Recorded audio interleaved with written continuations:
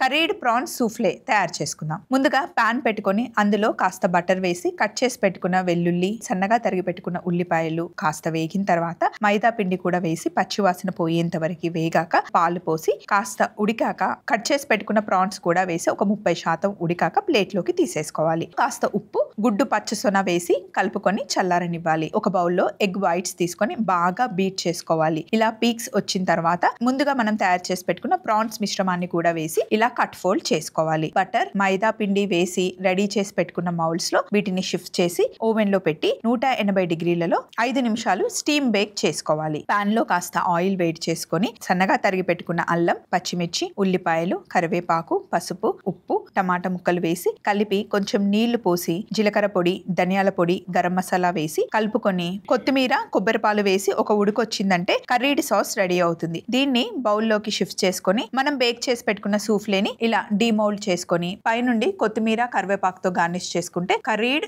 Prawns సూఫ్లే ready అవుతుంది.